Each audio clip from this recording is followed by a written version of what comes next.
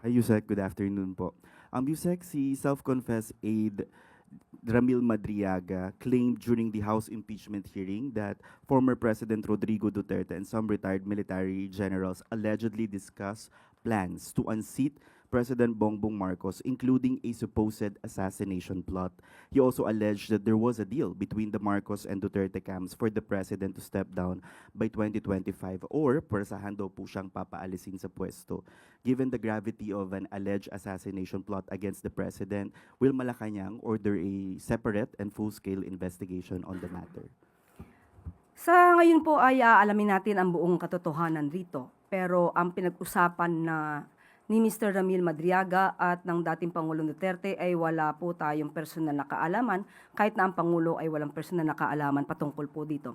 Ang Pangulo po ay nangampanya sa taumbayan, nangako na maglilingkod sa taumbayan at nangakong tatapusin ang kanyang termino para sa bayan.